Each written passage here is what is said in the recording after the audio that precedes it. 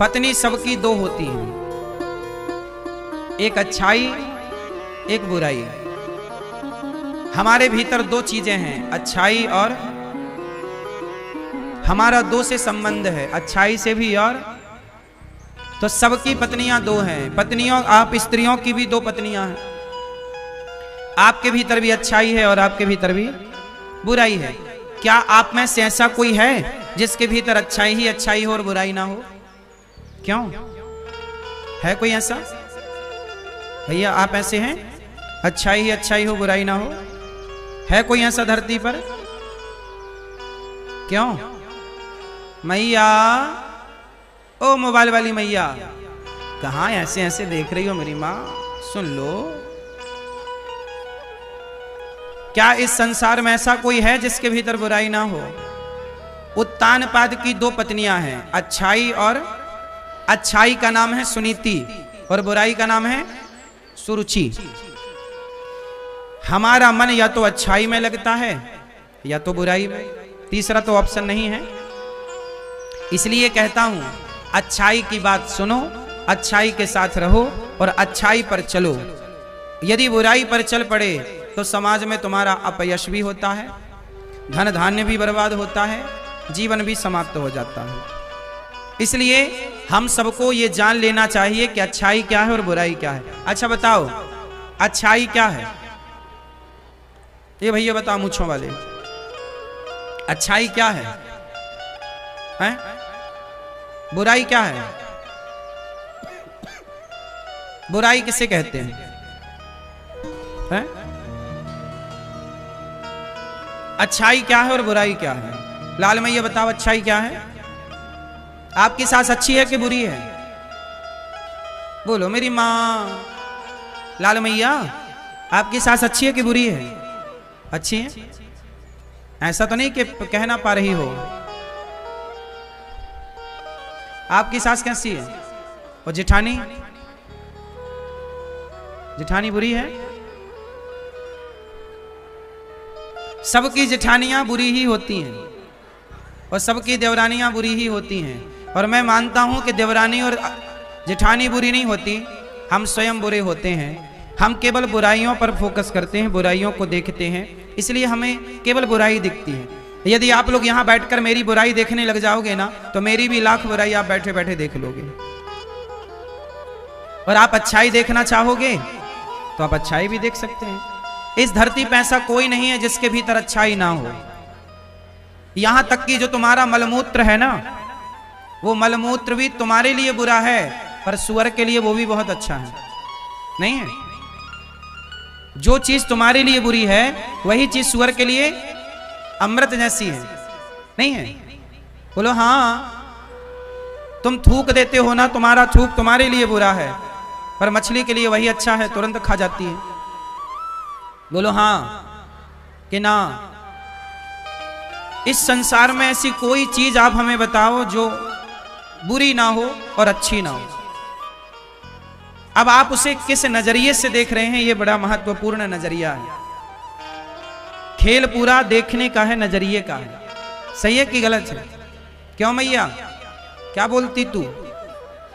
सही है। अपना अपना नजरिया है देखने का, दृष्टिकोण। तो मैं आपसे केवल ये निवेदन करूं कि हमारी दो पत्नियां हैं, अच्छाई और बुराई।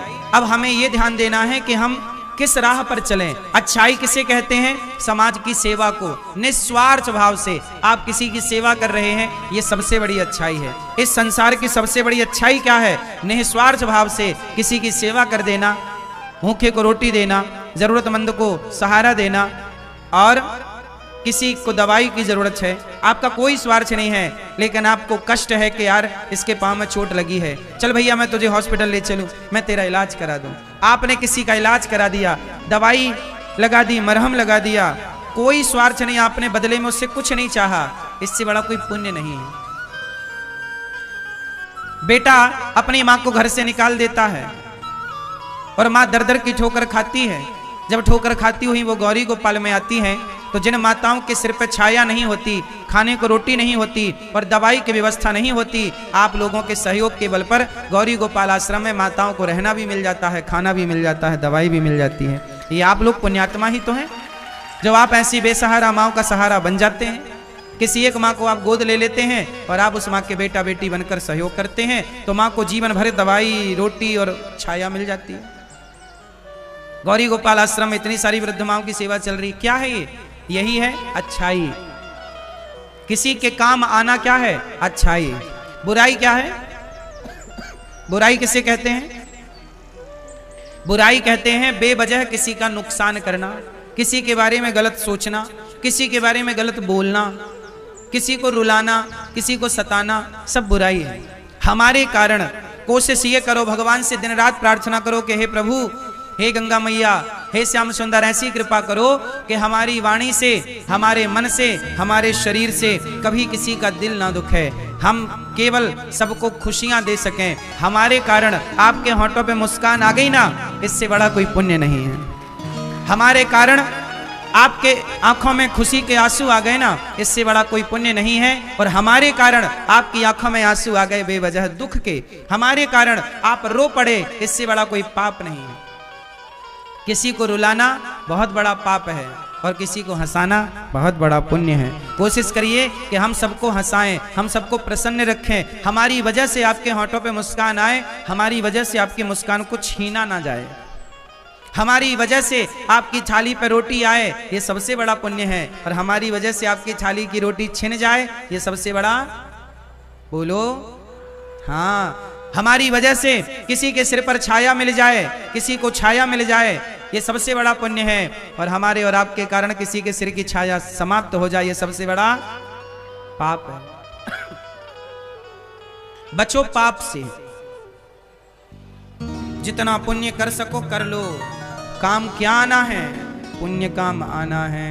पुण्य के नाम पर पाप करता गया, ना इधर का रहा ना उधर का रहा, वासनाओं में जी जी के मरता गया, ना इधर का रहा ना उधर का रहा।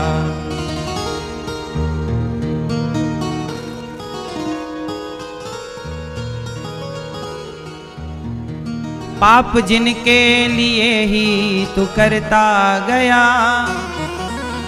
तेरे अपनों ने ही मार डाला तुझे, जाल खुद ही बुना खुद ही फंसता गया, ना इधर का रहा ना उधर का रहा। ज्यादा होशियार ना बनो, आपकी होशियारी कई बार परेशान कर डालती है आपको। ध्रुव जी सुनीति के पुत्र हुए हैं, अच्छाई के पुत्र ध्रुव होते हैं और बुराई का पुत्र उत्तम। एक दिन ध्रुव जी को जानते हैं आप लोग? सुनीति के बेटा हैं ध्रुव, उत्तानपाद के पुत्र हैं ध्रुव, 5 वर्ष के हैं ध्रुव, बच्चा है 5 साल का। एक दिन ध्रुव जी अपने माँ से बोले, माँ मैं पिता की गोद में बैठने जा रहा हूँ। माँ ने मना किया, बेटा मत जा, तेरे पिता तुझे इतना लाड नहीं करते, क्योंकि जो तेरी दूसरी माँ है सौत माँ, वो दूसरी माँ के बेटे को ज्यादा स्नेह करते हैं, बेटा तू मत जा। ध्रुव जी बोले, माँ मैं जाऊंगा। ध्रुव जी दौड़ कर गए और अपने पिता की गोद में जाकर बैठ गए। सभा लगी थी, दरबार लगा था। जब माँ की आज्ञा ली, मना किया माँ ने, पर 5 साल का बच्चा तो वो तो यही चाहेगा कि मेरा पिता मुझे प्यार करे, वो क्या जाने कि सौत वौत क्या होता है, सौतेली माँ क्या होती है, ये 5 साल का बच्चा क्या जाने। क्यों? ध्रुव जी गए और अपने पिता की गोद में जाकर बैठ गए। पिताजी की गोद में जब बैठे तो बगल में खड़ी थी ध्रुव जी की सौतेली माँ। उसने देखा कि ये बच्चा आकर के बैठ गया गोद में, आग बबूला हो गई, आंखें लाल लाल, होंठें फड़कने लग गईं, और कुछ ना देखा ना विचार किया, पर सुरुचि ने ध्रुव जी का हाथ पकड़ा और नीचे गिरा दिया। ए बालक चल यहां से, आज के बाद इस गोद में मत बैठ जाना, इस गोद में बैठने का अधिकारी तू नहीं है, इस गोद में मेरा बेटा बैठेगा बस। क्यों माँ, मैं क्यों नहीं बैठूंगा, मैं भी तो इनका बेटा हूं। नहीं, तू इनका बेटा है, पर तू मेरे गर्भ से जन्म नहीं लिया, तूने सुरुचि सुनीति के गर्भ से जन्म लिया। जब तू मेरे गर्भ से जन्म लेता तो इस गोद में बैठने का अधिकारी होता। चल यहां से। 5 साल का बच्चा था बेचारा, बाप का प्यार मांगने गया, पर बाप का प्यार तो मिला नहीं। अच्छा, जब सुरुचि अपमान कर रही थी 5 साल के बच्चे का, तो तानपाद को तो कहना चाहिए था ना कि क्या कर रही है, वो बच्चा है, उठा के गले से लगाना था ध्रुव जी को। एक पिता, कई बार ना पिता भी पाप कर लेता है। कौन सा पिता ये पाप कर लेता है कि इस बेटे से ज्यादा प्यार करता है, उस बेटे से कम प्यार करता है। जो बच्चे अपने माँ बाप की सेवा नहीं करते वो बच्चे घोर नरक में जाते हैं, लेकिन जो माता पिता भी बच्चों में भेद करते हैं वह माता पिता भी नरक जाते हैं। जब तुमने 2 बच्चे पैदा किए या 4 बच्चे पैदा किए तो बच्चों में फिर भेद ना रखो, उन्हें बंटवारा में जो बनता है उनका हिस्सा वो देना ही चाहिए। भेद ना करो कि एक बेटे को ज्यादा दे दिया, एक बेटे को कम दिया, एक बेटे से ज्यादा प्यार मोहब्बत है माँ बाप का, एक बेटे से बिल्कुल नहीं। नहीं, सबके प्रति प्रेम रखो, तुम माँ बाप हो। यदि तुम ही भेदभाव करोगे तो ईश्वर के यहां जाओगे, भगवान कहेंगे क्यों, तुमने दूसरों के साथ भेद तो किया ही क्या, अपनी औलाद के संग भेद किया। तुम्हें स्वर्ग मिलेगा कि नरक जाओगे। ऐसे ही है, माँ बाप ना बच्चे पैदा कर तो लेते हैं, पर सुनने में यही आता है कि गुरुजी हमारी माँ ना उन भैया बड़े भैया के संग रहती हैं या छोटे भैया के संग रहती हैं, हम बुलाते हैं कि आओ हम भी आपकी सेवा करें, माँ बाप मना कर देते हैं। कुछ माँ बाप ऐसे होते हैं कि बड़े को ज्यादा धन संपत्ति दे दी या छोटे को ज्यादा धन संपत्ति दे दी, एक को ज्यादा दे दिया एक को कम दे दिया। ऐसे माँ बाप नरकगामी होते हैं। आप लोग ऐसा भेदभाव तो नहीं करते बच्चों में? भाई देखो, बच्चे नालायक हैं माना की, तो बच्चे ही तो नालायक हैं। पूत कपूत सुने हैं परना माता सुनी कुमाता। बेटा अपना कर्तव्य भूल जाए, बेटा अपना रास्ता भटक जाए तो भटक जाए, पर माँ बाप को अपना रास्ता नहीं भटकना चाहिए। भाई तुम रास्ता भटके हो, हम थोड़ी भटके हैं। जरूरी थोड़ी है कि जैसा व्यवहार आप हमारे संग करें हम भी आपके संग वैसा ही व्यवहार करें। नहीं, कुत्ता हमें काटता है तो हम कुत्ते को नहीं काटते। जरूरी नहीं है कि हम आपकी तरह व्यवहार करने लग जाएं। ठीक है, कदापि पहली बात तो ये कि बच्चों को चाहिए कि आप अपने माँ बाप के प्रति पूरी श्रद्धा भावना रखो। माता पिता भगवान से कम नहीं है, भगवान ही है माता पिता, लेकिन माँ बाप का भी परम कर्तव्य है कि आप व्यवहार अच्छा रखें। बेटा नालायक है, दुष्ट है, तो आप उसे अलग कर दीजिए। ठीक है, तुम अलग रह भाई, अलग रह, लेकिन फिर भी उसके प्रति आपके भीतर दया भाव बना ही रहे। ठीक है। यहां पर एक दूसरा सवाल और खड़ा होता है कि जब बेटा बाप को मारने लग जाए, जब बेटा मां को मारने लग जाए, तब मां बाप क्या करें? आप बताओ। यदि बेटा ही माँ बाप को मारे, हाथ उठाए, तो क्या माँ बाप की फिर उसमें श्रद्धा रहेगी, प्रेम बचेगा? नहीं। यदि ऐसी स्थिति है तब फिर ऐसे पुत्र का परित्याग कर देना ही धर्म है। ठीक है, त्याग भी कर देना। जैसे हमारे शरीर में कहीं डॉक्टर कहता है कि भाई आपके शरीर में ऐसा रोग हो गया है कि इस उंगली को काटना पड़ेगा, वरना ये पूरा बीमारी और हाथ को डैमेज कर देगी, पूरे शरीर को गला देगी, पॉइजन हो गया ना, तो उंगली काटना पड़ता है। तो डॉक्टर यदि सलाह दे रहा है कि उंगली काट देने से तुम्हारा हाथ बच रहा है, तो उंगली काट देना समझदारी है कि नहीं? बोलो, है कि नहीं? यदि बच्चा दुष्ट है, नालायक है, माँ बाप के प्रति श्रद्धा सम्मान नहीं रखता, तो ऐसे बच्चे को आप त्याग दें, वो भी सही है, त्याग देना भी सही है। पर बच्चा सही है फिर त्यागना गलत हो जाएगा, पर गलत है, नालायक बेटा है, तो त्याग कर देना ही उत्तम डिसीजन है। सही है।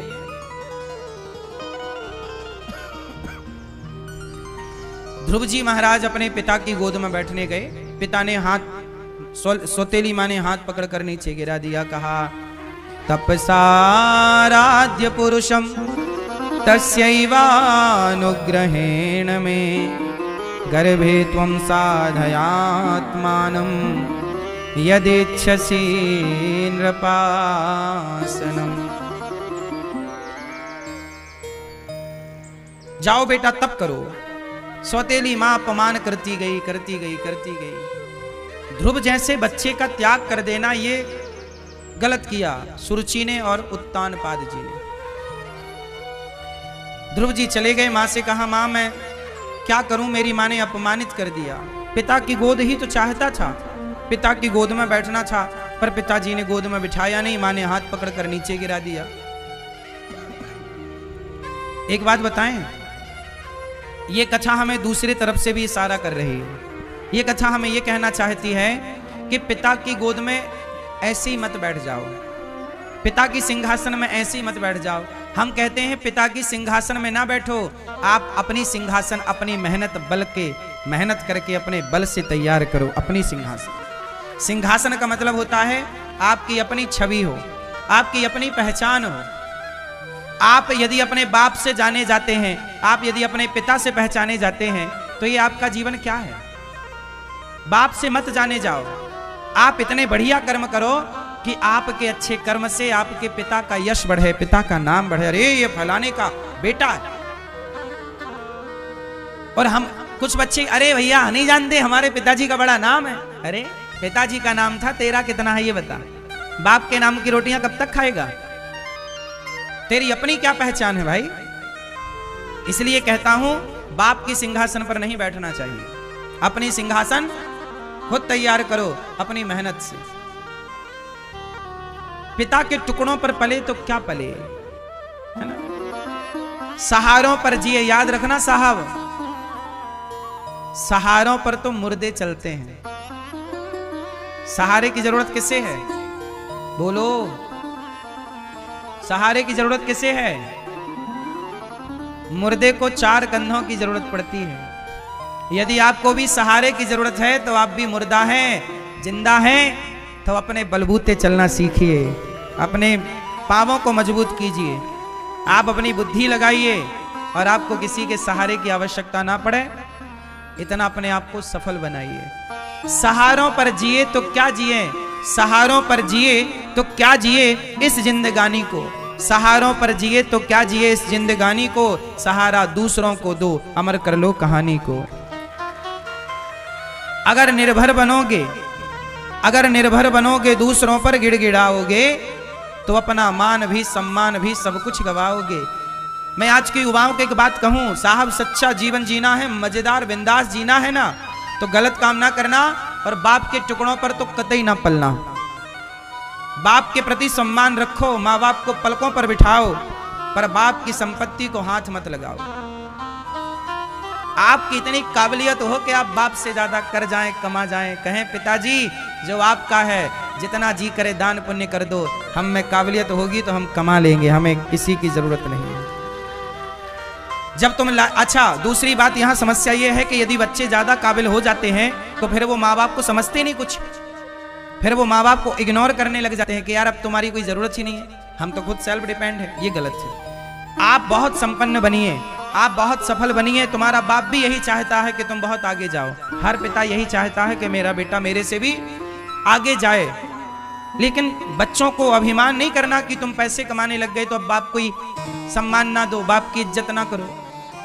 मैं ये कहना चाहता हूं कि हर जवान भाई को अपने आप को इतना सफल बनाना चाहिए कि तुम्हें बाप के टुकड़ों पर पलने की जरूरत ना हो। क्या कहते हो? सही है? एक बात बताएं, आप जितने नौजवान दोस्त हैं एक छोटी बात समझिएगा मेरी,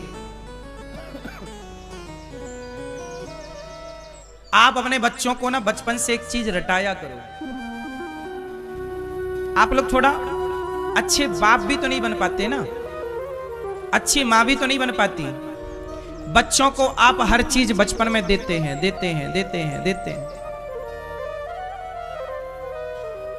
कुछ चीजें मत दिया करो।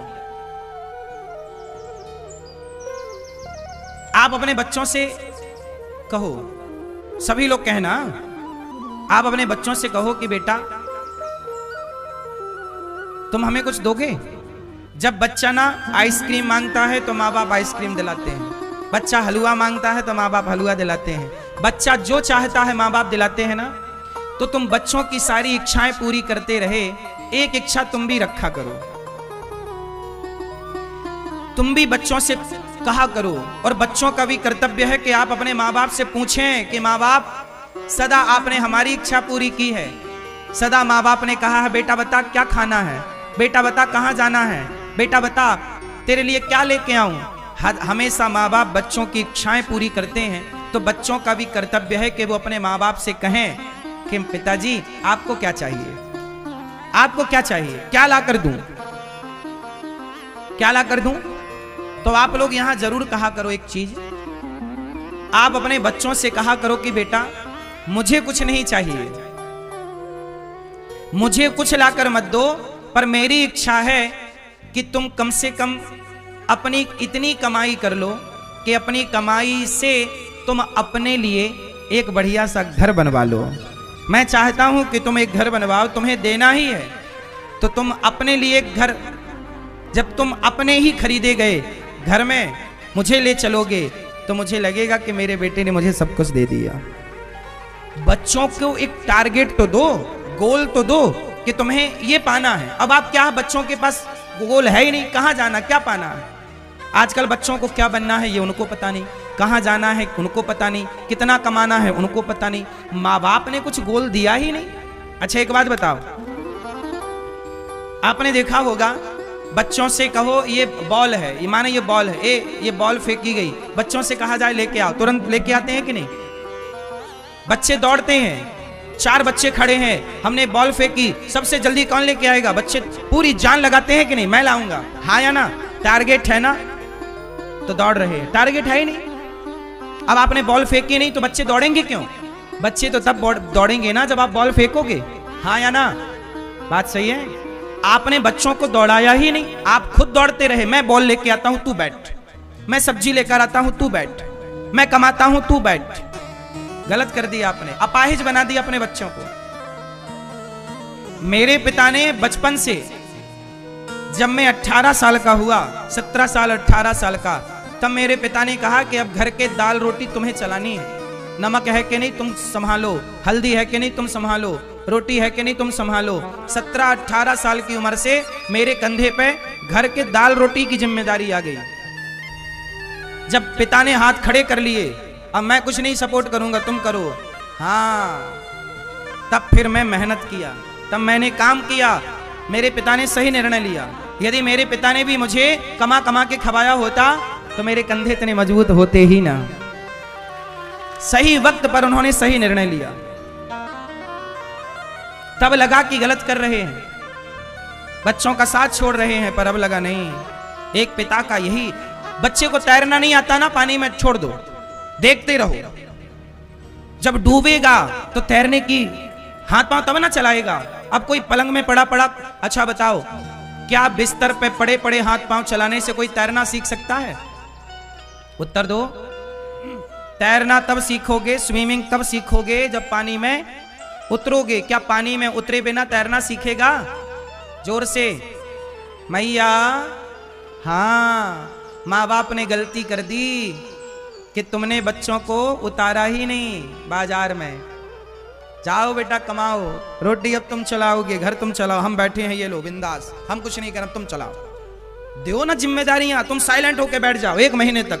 पहले के लोग ना, माँ बाप ना, शादी ब्याह हो गया, 25 साल की गृहस्थी पूरी हो गई, जब बेटी और बेटों का विवाह कर दो ना तो घर के लोगों को टाटा बाय बाय कह दो। अब आज के लोग ना घर में पिरते रहते हैं गधों की तरह, टाटा कहते ही नहीं।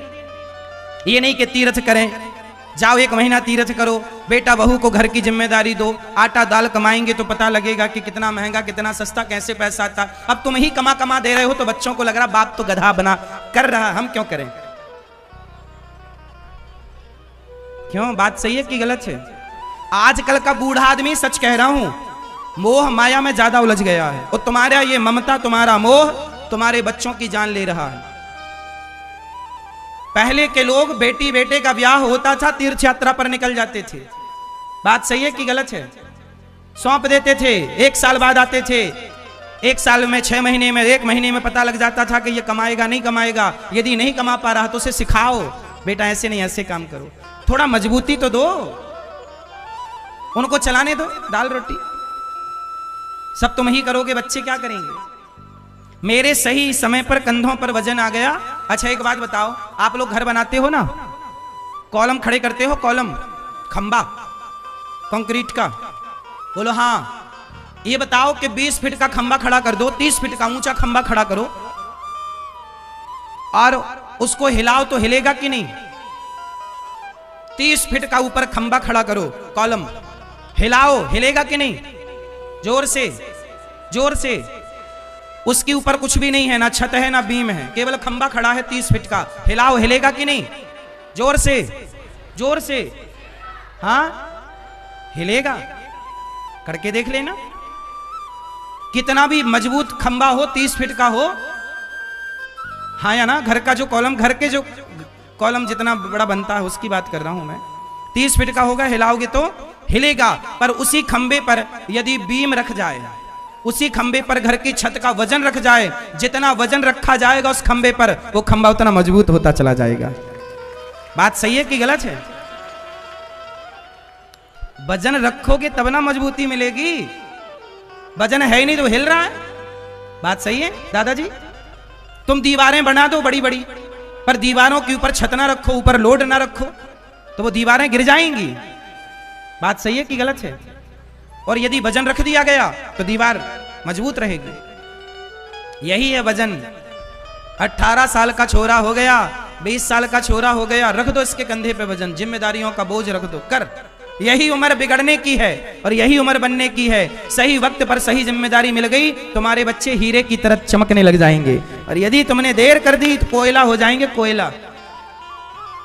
इसी को बोलते हैं तराशना। तराशना भी बच्चे पैदा कर देना बड़ी बात नहीं, उन्हें तराशना बड़ी बात है। हाँ या ना? पैदा तो कर लिया, तराशा नहीं। तराशो, खदान में हीरा मिल तो गया है, पर तराशना नहीं आता तो उस हीरे की कोई कीमत नहीं है, भले वो हीरा है। हीरा तब कीमती होता है जब उसे तराशा जाए, नहीं तराशा जाएगा तो कौन खरीदेगा? बोलो हाँ कि ना? मैया तराशो मेरी माँ। ध्रुव जी गए, माँ, पिता ने गोद से उतार दिया। माँ ने कहा बेटा तू पिता की गोद में ना बैठ जा, उस परमात्मा की गोद में बैठ जिस परमात्मा की गोद में तेरे पिता ना बैठ सके। धन्य है सुनीति माँ जो अपने बच्चे को इतना पॉजिटिविटी से भर रही है कि बेटा जा तप कर, जाकर क्या कर? तप कर। तेरे पिता जिस गोद में ना बैठ पाए उस गोद में तू जाके बैठ जा, जा। ध्रुव जी घर से निकले, रास्ते में नारद जी मिल गए। मंत्र दिया नारद जी ने, ओम नमो भगवते वासुदेवाय। इस मंत्र का जप किया, 5 माह जाप किया। अच्छा ध्रुव जी ने कैसे जाप किया? यमुना माँ के तट पर खड़े होकर, मधुवन वृंदावन में 84 कोस के भीतर ध्रुव जी की तपस्थली है, वहां खड़े होकर ध्रुव जी ने तपस्या की। और तपस्या की 3 दिन में एक बार खाते हैं, फिर 6 दिन में एक बार खाते हैं, फिर 9 दिन में एक बार, 1 माह में 3 दिन में एक बार। ध्रुव जी का खाने पीने में बड़ा कंट्रोल है। मन कैसे लगता है भगवान में? जब संयमी क्या हो? जिह्वा क्या हो? संयमी। मैया क्या संयमी होनी चाहिए? आप लोग बीमार काहे पड़ जाती हो? क्योंकि उल्टा सीधा खाती हो, दिन भर खाती हो, जो नहीं खाना है वो भी खाती हो। हाँ या ना? क्या खाती हो मैया आप लोग? हमारी मैया है ना, रोटी बनाती हैं तो सबको बना के खवाती हैं रोटी, और आखिर में अपने लिए बनाती हैं रोटा। जितना आटा बन जाए एक बना के खा जाती हैं। बात सही है? बच्चों को खवाती हैं रोटी और आखिर में इतना सारा आटा बचा तो एक रोटा बनाया बड़ा और खा गई रोटा। सही है कि गलत है? खान पान बिगड़ गया। पहले की स्त्रियां काम बहुत करती थी, कुएं से पानी निकालना, कपड़े धुलना, तालाब में जाके काम करना, झाड़ू पोंछा घर में लगाना, सारा काम। तो बीमार कम पड़ती थी स्त्रियां, और पुरुष भी काम करता था, तो जो खाता था पच जाता था। आजकल हम खाते ज्यादा हैं, पचता है नहीं। तो नहीं पचता तो क्या हुआ? खाया हुआ मांस बढ़ाने लग जाता है, फिर आप गुब्बारे की तरफ फूल जाते हैं, मोटे हो जाते हैं। ज्यादा क्या खाना चाहिए बताओ? चावल ज्यादा खाना चाहिए कि रोटी ज्यादा खाना चाहिए कि दाल ज्यादा खाना चाहिए कि सब्जी ज्यादा खाना चाहिए कि सलाद ज्यादा खाना चाहिए? क्या ज्यादा खाना चाहिए? क्या चश्मा वाली मैया, क्या ज्यादा खाना चाहिए? माताएं एक एक टट्ठ तो भात खा जाती हैं। इतना भात खाती हैं, एक थाली में इतना बड़ा पूरा भात रख लिए, भात समझ रहे, चावल और दे चावल चावल चावल।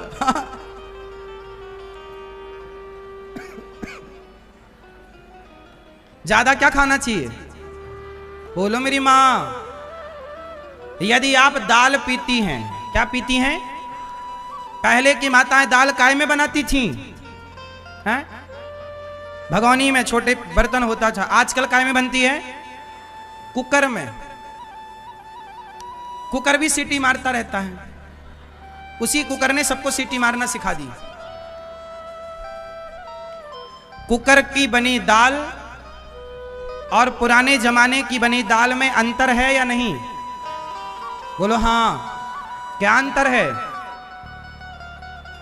कुकर की दाल में इतना प्रेशर होता है, कुकर का इतना दबाव होता है कि जो दाल में गुड बैक्टीरिया है, जो उसमें विटामिन है, प्रोटीन है, जो भी अच्छी चीजें हैं, वो सारी नष्ट हो जाती हैं।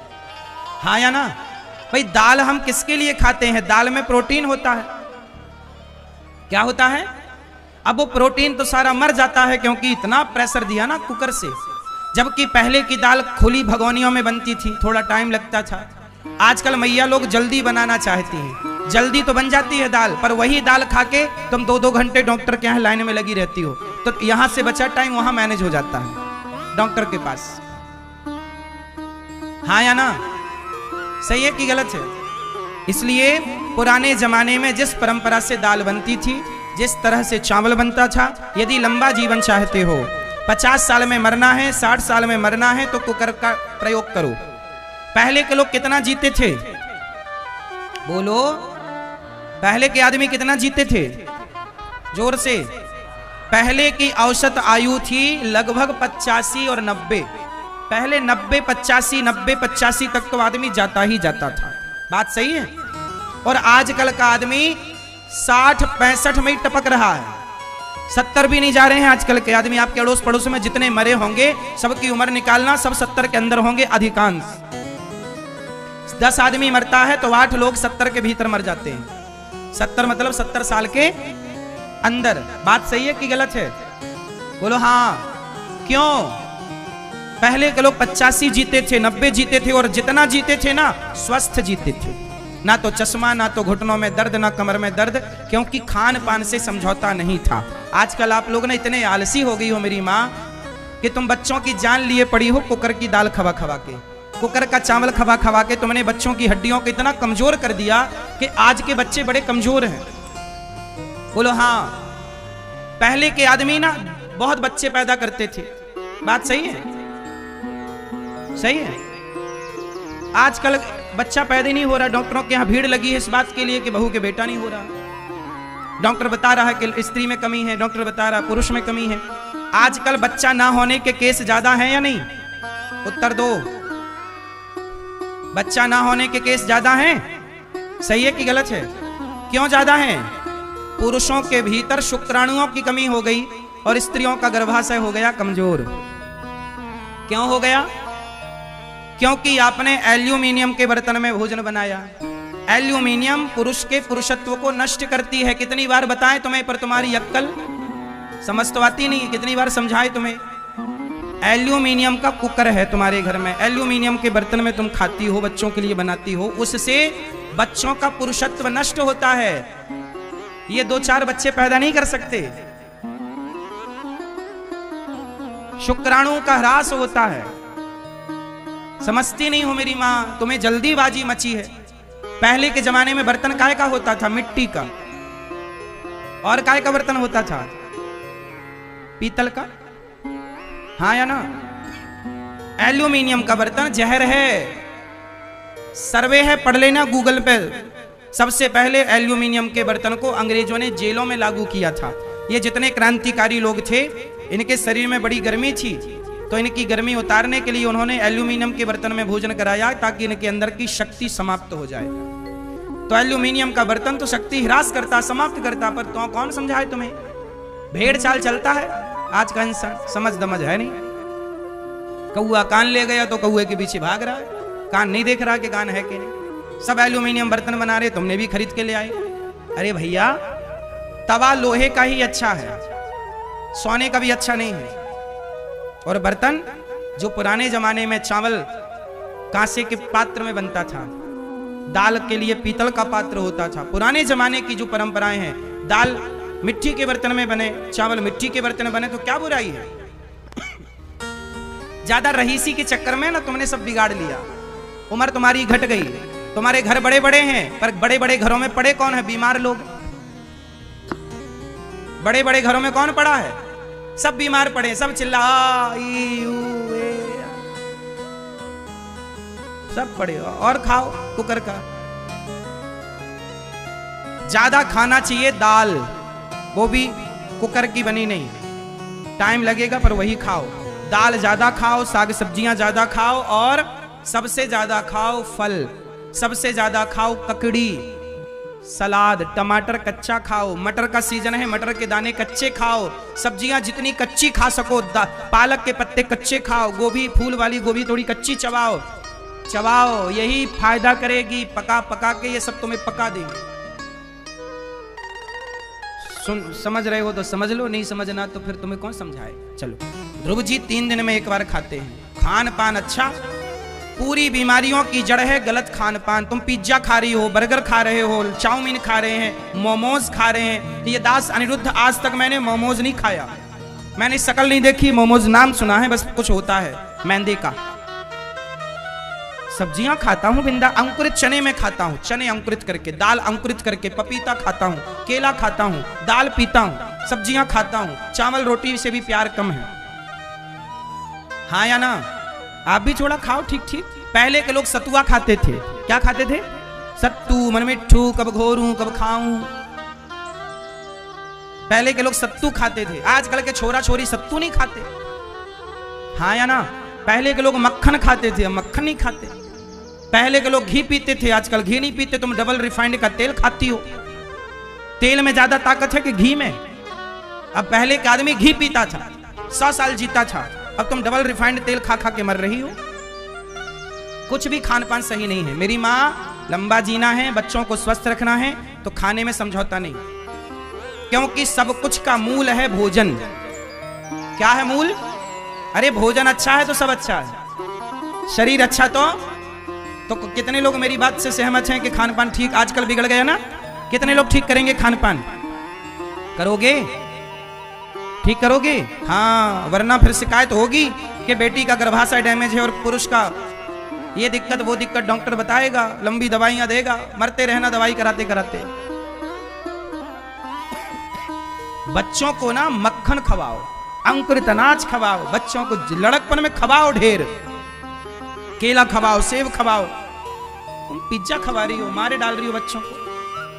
आप कहते हो महाराज जी बच्चा खुद खा, 2 थप्पड़ मारो, कैसे खाएगा? तिल के लड्डू हम लोग खाते थे, आजकल बच्चे तिल के लड्डू नहीं खाते, ठूंसो उनके मुंह में।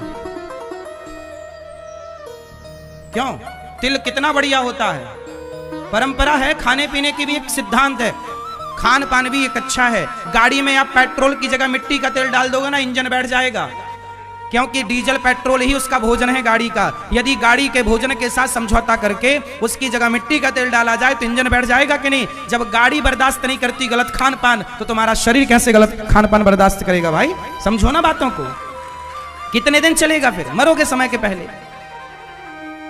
और जैसा खाए अन्न वैसा रहे मन, जैसा पिए पानी वैसी बोले वाणी, जैसी राखे शुद्धि वैसी बने। ये सब अच्छी पुरानों की, बड़े बुजुर्गों की कहावतें हैं, हल्के में न लेना, ज्यादा होशियार चंद ना बनो, जो परंपरा है उसको फॉलो करो, ठीक है? वरना फिर नुकसान तुम्हारा ही होगा, हमारा क्या? हम तो समझा रहे हैं, बाद में मत कहना कि हमसे किसी ने कहा नहीं, हम कह तो रहे हैं। ध्रुव जी महाराज को नारद जी ने ओम नमो भगवते वासुदेवाय का जाप दिया, मंत्र का जाप ध्रुव जी ने किया। जाप करते करते करते करते 6 माह 5 माह पूरे हुए, 6वां माह आया। एक पांव के अंगूठे के बल पर ध्रुव जी खड़े हो गए, प्राण वायु को साध लिया और जो परमात्मा को ओमकार से पुकारा, भगवान इंद्रासन हिल गई, देवता थर थर कांपे, देवता आए, प्रभु क्या हमारा सिंहासन क्यों हिल रहा, भूकंप आ गया क्या? भगवान बोले भूकंप नहीं, मेरा भक्त ध्यान लगाए खड़ा है, एक पांव से श्वास रोक ली तो हड़कंप मच गया। इंद्र बोले तो जाकर दर्शन दो ध्रुव जी को। भगवान बोले ध्रुव जैसे बच्चे को मैं दर्शन देता नहीं, ऐसे ध्रुव जैसे भक्तों का मैं स्वयं दर्शन करना चाहता हूं। और भगवान दर्शन करने के लिए ध्रुव जी के आगे आकर खड़े हो गए। 5 साल के बालक ध्रुव जी आंख बंद करके खड़े, भगवान सामने खड़े हो गए। देखिए तपस्या में भगवान के नाम में इतना प्रभाव है, जो श्रद्धा से नाम जप करता है ना, तो आपको भगवान की खोज करने जाना नहीं पड़ता। आप नाम जप कर देखो तो सही, श्रद्धा विश्वास से नाम जपो तो सही, तुम जहां हो भगवान वहीं भागे भागे चले आएंगे। शबरी कहीं गई नहीं, राम स्वयं भागे भागे शबरी के द्वारे आ गए। शबरी कहां हो माता, दर्शन दो। हाँ या ना? इसका मतलब है कि नाम जप करो। तुम्हारे गुरुजी जो मंत्र देते हैं, श्रद्धा से उस मंत्र का नाम जपो। श्रीमन्नारायण श्रीमन्नारायण श्रीमन्नारायण, बस नाम जपो, वो नाम अपने आप सब चीजें खींच लेगा।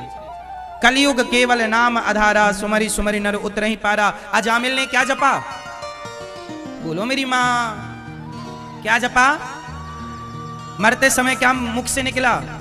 नारायण दूरे क्रीडन का सक्तम पुत्रम नारायणावयम प्लावितेन स्वरेणोच्चैराजुहावा जितेंद्रिय। हे पुत्र नारायण, बेटे का नाम था नारायण। अजामिल के बेटे का नाम क्या था? नारायण। बेटे को बुलाया, ए बेटा नारायण, बेटे को बुलाया, पर बेटे ने नहीं सुना। परम पिता परमात्मा ने सुन लिया कि कोई भक्त पुकार रहा है। नाम लेत भव सिंधु सुखाही, अरे नाम तुम लेकर तो देखो, तुम्हारे लिए सारे पापों के सागर सूख जाएंगे और तुम पार हो जाओगे। तुम लो तो सही। आजकल लोगों की श्रद्धा नाम पर नहीं है।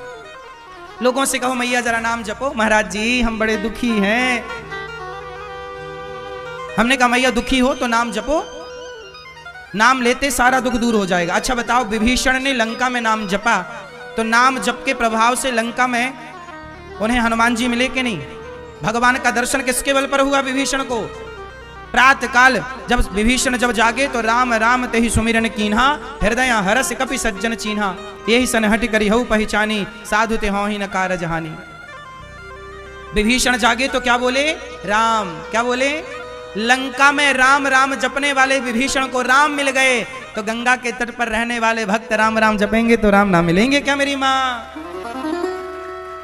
इसलिए भारत का रहने वाला हूं, भारत की बात, ये भारत हमारा गंगा के तट पर, गंगा के किनारे हम रहते हैं, यमुना सरयू सरस्वती के किनारे हम रहते हैं। इस देश की तो महिमा विशाल है। मेरी माँ तुम नाम जपा करो, खूब नाम, श्रीमन्नारायण श्रीमन्नारायण। कोई कुछ कहे, मीराबाई ने क्या जपा? नाम। कलयुग केवल, कलयुग केवल, कलयुग केवल नाम आधारा। कलयुग में जो आधार कार्ड है ना, वो तो नाम का ही है। गोस्वामी तुलसीदास जी को पता था कि कलयुग में नाम के लिए आधार कार्ड की जरूरत पड़ेगी, तो तुलसीदास जी ने कह दिया कि ये वाले आधार कार्ड से नहीं, जिस आधार कार्ड में राम का नाम लिखा हो वो आधार कार्ड चलाना। इस आधार कार्ड से यहाँ जाने पहचाने जाओगे, पर राम नाम के आधार कार्ड से वहां जाने पहचाने जाओगे। इसलिए मेरी माँ खूब नाम जपो, और नाम नहीं जपो तो एक मैया बोली गुरुजी मैं बड़ी दुखी हूं। मैंने कहा नाम जपो, सारा दुख दूर होगा। विभीषण का दुख दूर हुआ राम नाम से, नाम जपने से हुआ। शबरी का दुख दूर हुआ नाम जपने से। केवट का दुख दूर हुआ नाम जपने से। अजामिल का दुख दूर हुआ नाम जपने से। तो हमारा तुम्हारा नहीं होगा? बोले महाराज जी मैं बड़ी दुखी हूँ। मैंने कहा नाम जपा करो। महाराज कुछ और बताओ, कुछ और। मैंने कहा जाओ गंगा जी में कूद जाओ, सबसे बढ़िया। आदमी को विश्वास ही नहीं भगवान के नाम पर, श्रद्धा है ही नहीं। इसलिए कहता हूं मैया नाम जपो। मैया आप कितने माला जपती हो रोज? ये मैया तुम कितने माला जपती हो रोज? 2 माला? ये मैया ये मैया कितनी माला रोज जपती हो? हैं? 3 माला कि 1? हैं? 7 माला? हाँ धीरे धीरे बोल, कोई सुनना ले कोई सुनना ले। लड़ती हो ना तो पूरा गांव सुनता है। माला कितना जपती हो पूछ रहे हैं तो मैया बोल ही नहीं पा रही है। कितना माला जपती हो? 3 माला। कितनी उम्र हो गई आपकी? 70? 40? भैया नाम जपना, तुम मरोगी नहीं, तुम्हारे कपड़े भी उतार लेंगे दुनिया वाले, सोना चांदी सब उतार लेंगे, क्या अब केवल तुम्हारा नाम संग चलेगा। पायो जी मैंने राम रतन धन, तुम्हारे कपड़े भी दुनिया वाले उतार लेंगे मरने के बाद। सोना चांदी जो पहन रखी हो ना, पहले के जमाने में माताएं इतना मोटा मोटा चांदी का पाँव में पहन के रखती थी, बेड़ियां। ओ बहू सास मरी नहीं कि बेड़ियों पे दे कुल्हाड़ी कट।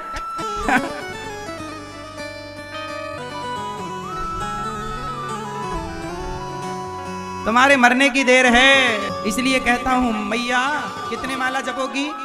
कम से कम 11 माला 21 माला रोज जपो, सीताराम सीताराम श्रीमन्नारायण श्रीमन्नारायण। क्योंकि कितना कम टाइम लगता है, 2 मिनट में 1 माला हो जाएगी। श्री श्रीमन्नारायण श्रीमन्नारायण श्रीमन्नारायण श्रीमन्नारायण, भगवान का नाम और सरल, सीताराम सीताराम सीताराम सीताराम। 2 मिनट में सीताराम की, 1 मिनट में सीताराम की 1 माला हो जाएगी, क्यों नहीं हो जाएगी?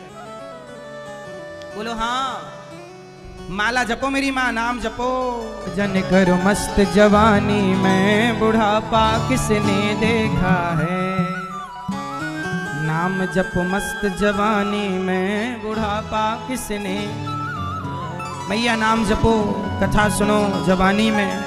आजकल तीर्थ यात्रा बुढ़ापे में कैसे करे, कोई पाँव में बल ही नहीं बचता, भीड़ इतनी है, एक धक्का मारोगे तो गिर जाओगे। हाँ या ना?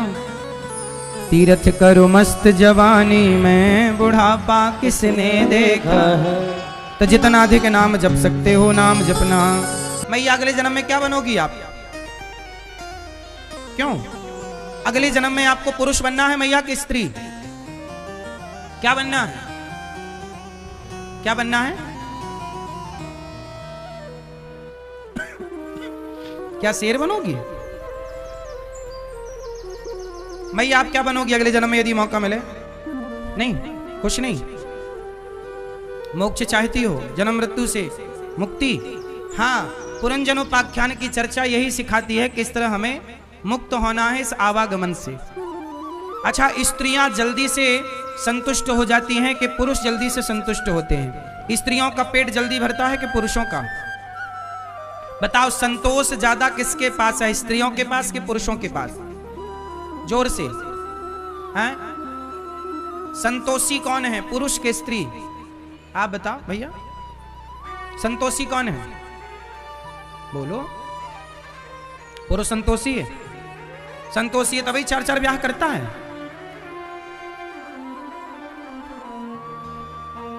सबसे संतोषी होती हैं स्त्रियां। इतिहास साक्षी है कि पुरुषों ने 4 ब्याह 10 ब्याह भी करे हैं, पर स्त्रियां सदा पतिव्रता, एक पति की पत्नी बनकर जिंदगी गुजारी हैं। स्त्रियों को जरूरत ही नहीं पड़ती दूसरे पुरुष की। कुछ परसेंट जो भटक गई हैं उनकी हम बात नहीं कर रहे हैं, वरना स्त्रियां संतुष्ट होती हैं अपने बच्चों से, अपने पति से, अपने परिवार से। पुरुष संतुष्ट नहीं होता। इसलिए बुढ़ापे में स्त्रियों का सिर कैसे हिलता है बताओ? स्त्रियों का सिर ऐसे हिलता, और बुढ़ापे में पुरुषों का सिर सही बोल रहे हैं, देख लेना। बुढ़ापे में पुरुष लोग ऐसे सिर हिलाते हैं। भगवान पूछते हैं क्यों, और आओगे संसार में? हाँ हाँ आऊंगा आऊंगा, और आएगा भी ये। और स्त्रियों से भगवान पूछते आओगी? पेट भर गया प्रभु, अब मोक्ष दो, अब मुक्ति दो, अपने चरणों में हम नहीं आएंगे। स्त्रियां परेशान ज्यादा हो जाती हैं। अच्छा, स्त्रियों के परेशान होने का कारण भी है, पुरुष के भीतर भोग ज्यादा होता है, वासना पुरुष के भीतर ज्यादा है, जबकि स्त्री के भीतर मोह ज्यादा है। क्या ज्यादा है? मोह। स्त्रियां बुढ़ापे में भी मेरा पोता, मेरा बेटा, यही चलता रहता है उनका। लाठी लेके चल रही है, कमर सीधी नहीं हो रही है, लेकिन मोह मात माया इतनी, मेरा पोता, मेरा बेटा। ये उम्र तुम्हारी पोता पोता जपने की नहीं, राम राम जपने की उम्र है। श्रीमन्नारायण जपने की उम्र है। भगवान का नाम जपो। तुम्हारे मोह के चक्कर में तुम्हारा ध्यान लगा रहता है पोता पोती में। आग लगे थारी पोथी में, ध्यान धरो मारो रोटी में, वही हाल है। कितना भी समझाओ पर तुम्हारा ध्यान कहाँ जाता है? महाराज जी बेटा सुनता नहीं, बेटी सुनती नहीं। ये माताएं दिन भर बेटियों से बात करती हैं, कुछ माताएं पूरा ध्यान बेटी में रखा। इतना ध्यान जो बेटा बेटी में लगाई हो मेरी माँ, अब तुम्हारे बाल भी पक गए, फसल पक चुकी है, कभी भी हार्वेस्टर चल सकता है। अब तो भगवान में मन लगाओ। अच्छा ये बताओ, सुबह दीपक जलाना बहुत जरूरी है कि शाम को दीपक जलाना बहुत जरूरी है? दीपक कब जलाना बहुत जरूरी होता है? सुबह ना जले तो चलेगा, दोपहर को ना जले तो चलेगा, और शाम को तो सुबह दोपहर शाम। बोलो सुबह, बोलो सुबह दोपहर शाम। उसी तरह अवस्थाएं तीन, लड़कपन, जवानी और, बोलो लड़कपन। लड़कपन है जीवन की सुबह, जिंदगी की लड़कपन मतलब सुबह, जवानी मतलब दोपहर, और बुढ़ापा मतलब ये तुम्हारा बुढ़ापा जो है ना, ये बुढ़ापा नहीं है, ये जिंदगी की शाम हो गई है। ये जिंदगी की क्या है? शाम। और शाम को दीपक जलाना बहुत जरूरी होता है। अरे लड़कपन में भजन नहीं किया, जवानी में भगवान को भूल गए, ठीक है, पर बुढ़ापे में तो भक्ति का दिया जला लो मेरी माँ, वरना फिर अंधकार में जीवन गुजरेगा, आगे की यात्रा अंधकार। यदि दीपक समय से नहीं जला तो अंधकार। तो शाम होते ही क्या जलाओ? दीपक जलाओ, भक्ति का, प्रेम का। अब धीरे से बेटा बेटी से मन हटाओ, पूरा मन हटाओ, और पूर्ण मन परमात्मा में। जैसे माता कपिल भगवान के दिव्य उपदेश से माता ने, देवहूति माता ने अपना मन पूर्ण रूप से भगवान में समर्पित कर दिया। इतना प्रेम उमड़ा, विह्वल हो गई मां। तो अब ये उम्र है ना पूर्ण समर्पण की। किसकी उम्र है? भगवान के चरणों में। हाँ, कुंभ का मेला है बढ़िया, 1 महीना आओ, मस्त यहां रहो, खाओ पियो, संतों की कथाएं सुनो, संतों की सेवा करो, कीर्तन करो, गंगा स्नान करो बुढ़ापे में। अब तुम बुढ़ापे में भी घर में रजाई ओढ़े पड़ी हो मेरी माँ, तुम्हें ठंडी लग रही है। अरे महाराज ठंडी लग रही है तो घर पर कौन सी तुम अमर हो जाओगी कि मरोगी नहीं? इसलिए गंगा नहा के मरो। घर में कौन से तुम अमर हो जाओगे? सही है। इसलिए पहले आदमी आजकल निकलते नहीं घर से, लाते बातें खा खा करके आदमी घर में ही पड़ा, 100 जूता खाता है बच्चों के, फिर भी घर में मेरा बेटा, मेरा पोता, मेरी पोती। तुम्हारे इस दुख का तुम ही कारण हो, ये जो तुम्हारा मोह है, यही है मोह। इसे थोड़ा त्यागो, भगवान में चित्त लगाओ मेरी माँ। अगले जन्म में क्या बनोगी? पुरुष का चिंतन करोगी, मेरे पति का क्या होगा, पति का, तो अगले जन्म में आदमी बन जाओगी। ये जितने पुरुष बैठे हैं ना, पिछले जन्म में सब स्त्री थे अधिकांश। ये जब मरे तो स्त्री का, पुरुष जब मरता है ना स्त्री का चिंतन करता है। तो आप जितनी स्त्रियां हैं ना, पिछले जन्म में आप पुरुष थी। स्त्री का मेरी पत्नी पत्नी पत्नी करके मर गई, खुद पत्नी बन के बैठ गई।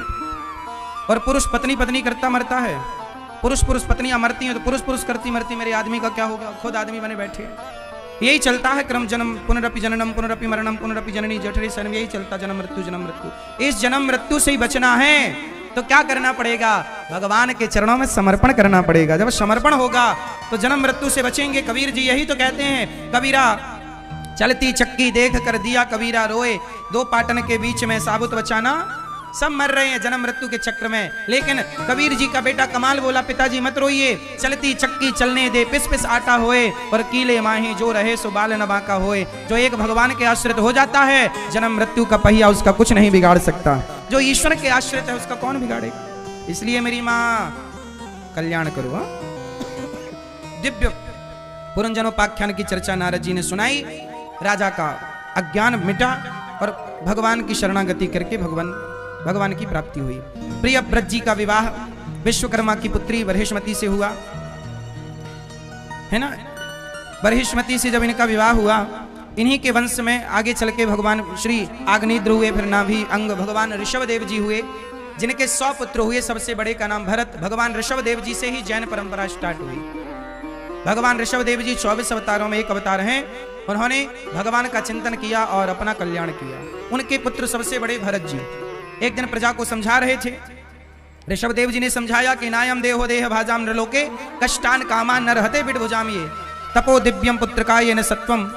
देखो ये शरीर मिला है तप करने के लिए, ये तप करने के लिए मिला है, वरना ये कष्ट तो मिलता ही है शरीर में। शुद्ध कर लो अपने चित्त को, परमात्मा को पालो, वरना बड़ा दुख उठाना पड़ता है। भरत जी सब छोड़कर पिता के उपदेश से पुत्र को राजा बनाकर भरत जी निकल पड़े। गंडकी नदी के तट पर एक मृग में मन लगाया और मृग के चक्कर में जब भरत जैसे ज्ञानी मरे तो किसका चिंतन करते मरे? मृग का। और मरते समय जब मृग का चिंतन हुआ, मेरा मृग, वो चरने चला। क्या हुआ? भरत जी जंगल में तपस्या कर रहे थे। एक गंडकी नदी है, उसमें एक मृग का बच्चा बह रहा था, तो भरत जी ने बचा लिया। ये तो अच्छा किया, छोड़ देते जंगल में, पाल लिया। अब उसे घास खिलाएं, नहलाएं, उसका समय उसमें लगाएं। जो समय भजन में लगना था, अब वो समय मृग की सेवा में लगने लग गया। अब क्या हुआ कि एक दिन मृग का बच्चा, मृग का झुंड आया, तो मृग के झुंड में मिलकर चला गया। अब भरत जी तड़प गए कि मेरा मृग कहाँ चला गया मेरा। और मृग का चिंतन करते करते उसी समय मृत्यु आ गई।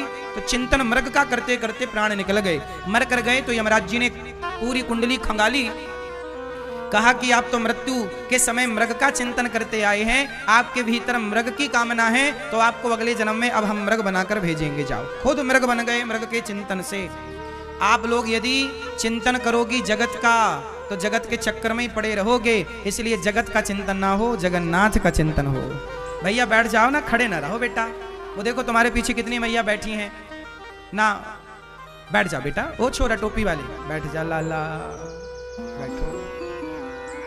मैया जा रही हो? ओ चश्मा वाली मैया जा रही हो? टाटा, जल्दी आना। सुनो, मरते समय किसका चिंतन होना चाहिए? जोर से, किसका? मरते समय अंते नारायण स्मृति, अंत में भगवान श्रीमन नारायण की क्या हो? स्मृति हो। यदि अंत में भगवान का स्मरण है, अंत में प्रभु का स्मरण करते यदि प्राण गए, तो यही जीवन की सार्थकता है कि मरते समय हमारे मुख से प्रभु का नाम निकला। तो आप लोग भगवान का नाम जपा करो। फिर क्या हुआ? अजामिल जैसे भरत जी जैसे ज्ञानी मृग बन गए, मृग का शरीर छोड़ा, तीसरे जन्म में मनुष्य बने। लेकिन अब चुप हैं, समाज उन्हें जड़ कहने लग गया, मूर्ख। भरत जी के नाम से फिर जाने गए जड़ भरत। फिर इन्होंने राजा रहुगण को उपदेश किया। गंगा सागर जा रहे थे राजा रहुगण, भरत जी को पालकी, कहार बीमार पड़ गया तो भरत जी को पालकी में लगा लिया। भरत जी छीटा छीटी बचा बचा के चल रहे हैं। ऐसी छलांग मारी भरत जी ने कि राजा रहुगण के सिर की पालकी टकराई, पालकी सिर पे टकराई, रक्त आ गया। राजा रहुगण ने कहा, क्यों रे, वह तो छल कूद कर रहा, जानता नहीं मैं कौन हूं? भरत जी ने कहा, आज इस मूर्ख को उपदेश करना ही पड़ेगा, ज्ञान देना ही पड़ेगा। अच्छा ये बताओ मैया, मैया ध्यान से सुनो मेरी माँ, ओ पंचायती माँ, ए छोरी बैठ जा बेटा, जाओ जल्दी फिर भागो। तो बैठो चुपचाप। भरत जी ने राजा रहुगण से कहा, ये बताओ, भरत जी से कहा ना, बड़े दुबले पतले हो, हमारा भार नहीं उठा पा रहे हो, व्यंग किया ना। अच्छा ये बताओ, शरीर और आत्मा ये दोनों अलग अलग हैं कि एक ही तत्व है? क्यों मैया, शरीर और आत्मा ये दो हैं कि एक ही हैं? बोलो, शरीर बड़ा है कि आत्मा बड़ी है? कौन बड़ा है? कौन बड़ा है? भार तो शरीर का है, दिखाई शरीर पड़ता है, लेकिन शरीर को चलाने वाली है आत्मा। यदि आत्मा ना होए तो शरीर चिता पे जल जाता है। तो कीमत किसकी है? आत्मा की। अच्छा ये बताओ, आप कौन हैं? शरीर हैं कि आत्मा है कि नत्थू लाल हैं? कौन है आप? आप कह रहे हैं मेरा नाम, मैं अनिरुद्धाचार्य, फलाने सीताराम इनका नाम, राधे श्याम इनका नाम, ये सब नाम यहाँ पर दिए गए हैं। हमारा नाम अनिरुद्धाचार्य नहीं। ये संसार को, इस शरीर की आकृति को, इस शरीर को जानने पहचानने के लिए संज्ञा सर्वनाम हम पढ़ते हैं। व्यक्ति विशेष के लिए एक नाम दिया ही जाता है, तो वो नाम सामाजिक सांसारिक नाम है। हम ना अनिरुद्धाचार्य हैं, ना हम शरीर हैं। हम कौन हैं? हम विशुद्ध परमात्मा की आत्मा हैं, जिसे ईश्वर का अंश कहते हैं। ईश्वर अंश जीव अविनाशी, हम ईश्वर के अंश हैं। हम कौन है? ईश्वर के कैसे अंश हैं? अच्छा बताओ, गंगा और गंगा जल आप लोग गंगा जी से क्या लेकर जाते हो घर में? गंगा जल। तो आप लोग एक बोतल में गंगा जल भरते हो, तो जो बोतल में गंगा जी हैं वो गंगा है या गंगा का अंश है? कौन है वो? कौन है वो? हाँ, गंगा तो ये बह रही है, बहती गंगा को बोतल में थोड़ी कोई भर सकता है। वो गंगा का क्या है?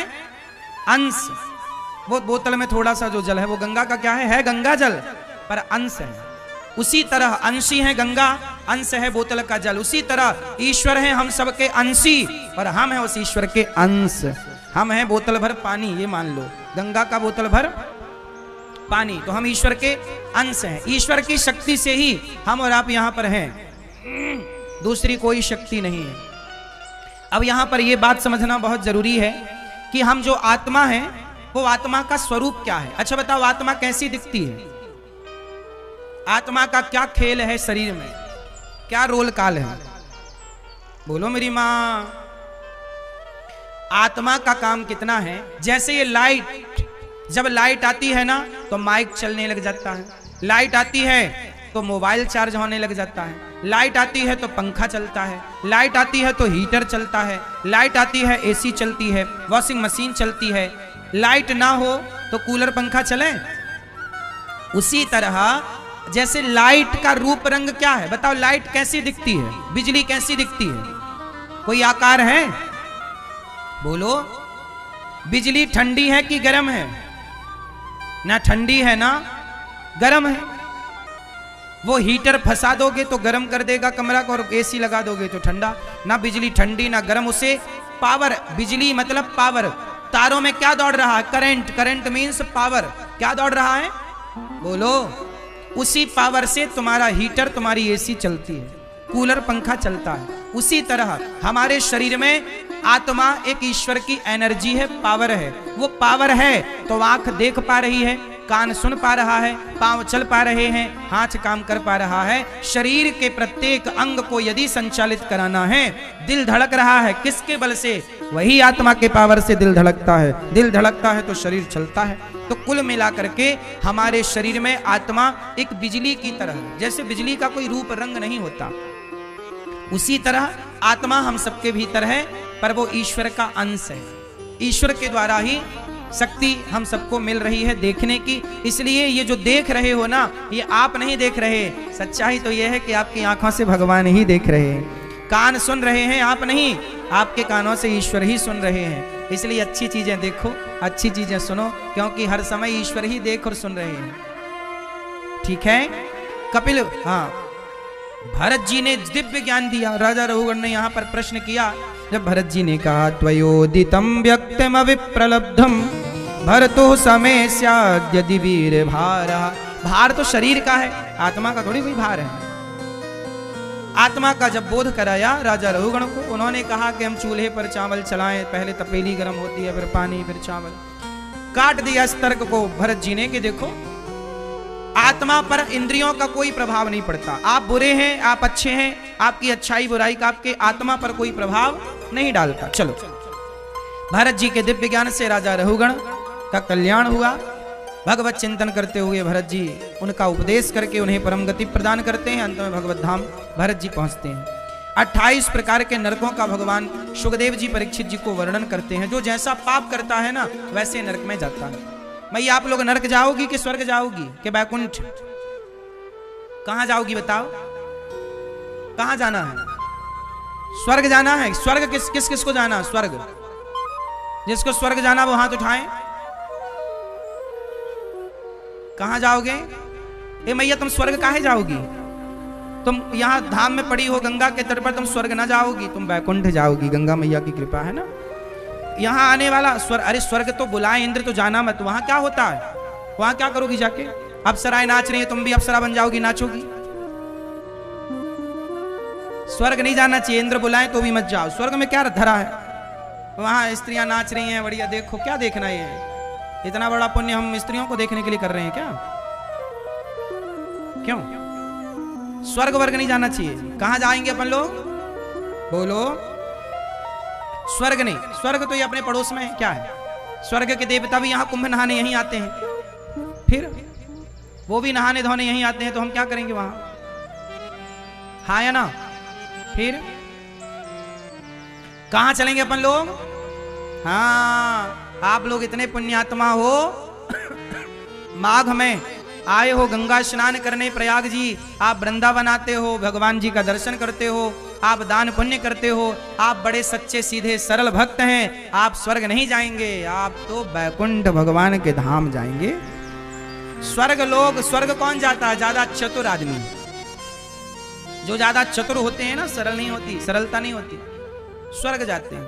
स्वर्ग में सुख भोगते हैं, फिर पतन होता है, फिर गिरो, फिर पुण्य करो, फिर स्वर्ग एक प्रकार का 5 स्टार होटल है, ये समझो, सब प्रकार की सुख सुविधाएं हैं।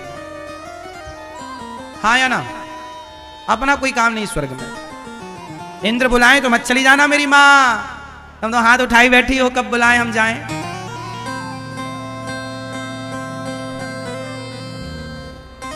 कोई पापी व्यक्ति मोक्ष को पा सकता है, राजा परीक्षित जी ने कहा। हाँ, अजामिल जैसे पापी की सदगति होगी। कान्य कुब्जे ध्वजः कश्चित दासी पति रजामिलः नामना नष्ट सदाचारो दास्याः संसर्ग दूषितः। कान्य कुब्ज ब्राह्मण अजामिल सदाचार इनका नष्ट हो गया। क्यों? दास्याः संसर्ग, एक दासी एक पराई स्त्री से संबंध जोड़ लिया। जब आप एक पर नारी के चक्कर में पड़ते हैं तो आपका सदाचार नष्ट हो जाता है, दूषित हो जाता है। अजामिल पापी, भगवान का नाम धोखे से भी नहीं निकल रहा, पर संतों की कृपा हुई। संतों ने कहा, अजामिल तुम अपने पुत्र का नाम नारायण रख लो। अजामिल ने भगवान का नाम मरते समय जब लिया, पुत्र को बुलाया, दूरे क्रीडन का सक्तम पुत्रम नारायणावयम प्लावितेन स्वरेणोच्चैराजुहावा जितेंद्रिया। जब पुकारा पुत्र को, पुत्र ने नहीं सुना, परम पिता परमात्मा ने सुन लिया। 88 वर्ष की उम्र में अजामिल ने पुकारा। भगवान ने, पार्षदगण आए, यमदूतों को फटकारा, किसने भगवान का नाम लिया, ऐसे क्यों ले जा रहे हो? यमदूतों ने कहा, महाराज इसने सारी जिंदगी पाप किया है। भगवान के पार्षदों ने कहा, अजामिल ने भली सारी जिंदगी पाप किया हो, पर जो पापी से पापी भगवान का नाम लेता है वह पुण्यात्मा हो जाता है। यह नाम की महिमा है। किसकी महिमा है? काम करते रहो, नाम जपते रहो, मन से गोविंद गोपाल गाते रहो। अजामिल को यमदूतों से छुटकारा दिलाकर पार्षदों ने 12 वर्ष की आयु और दी। उस 12 वर्ष में अजामिल ने खूब जप तप किया, हिमालय में जाकर खूब भगवान का, उसने सोचा कि एक नाम लिया तो इतना कल्याण, अनेक नाम जपेंगे तो कितना होगा। अजामिल ने खूब नाम जपा, परंत में भगवत धाम के अधिकारी हो गए केवल नाम के प्रभाव से। हमें कुछ नहीं आता वेद पुराण इत्यादि, हमें कुछ नहीं आता ज्ञान बयान, कोई बात नहीं आए तो सीताराम सीताराम जपना तो आता होगा। शबरी माता, दो गोस्वामी तुलसीदास जी लिख रहे हैं, कब शबरी काशी को धाई, कब पढ़े आई गीता, साचे मन के मीता, रघुवर साचे मन के मीता। कब शबरी काशी को धाई, शबरी कब काशी पढ़ने गई, कब ज्ञान हासिल किया, लेकिन वो बिना ज्ञान की शबरी गुरु वचनों पर चली और राम नाम जपी तो देखो राम द्वार पर पहुंच गए ना। ये है जप की महिमा। कुछ ना आवे तो घबराओ मत, सीताराम सीताराम, राम नाम अवलंबन एक अवलंब एक सहारा राम नाम का। हमारे पास कुछ नहीं है, केवल भगवान के नाम का बल है। श्रीमन्नारायण श्रीमन्नारायण, नारद जी क्या जपते हैं? श्रीमन्नारायण। नारद जी के पास कौन सा बल है? ये ज्ञान व्यान तो बाद में आ ही जाएगा। जब ध्रुव जी ने तप किया, नाम जपा, तो भगवान ने स्पर्श करा तो दिया शंख, हो तो गए ज्ञानी। कौन सा ज्ञान? भगवान की कृपा से तो मिल ही जाना है। पहले नाम निष्ठा तो हो, भगवान का नाम तो जपो श्रद्धा से, बाकी तो सब मिल ही जाएगा मेरी माँ। अच्छा पति मिल जाएगा, बच्चे मिल जाएंगे, सब मिलेगा। तुम भगवान का नाम जपो श्रद्धा से। क्या चाहिए मैया आपको?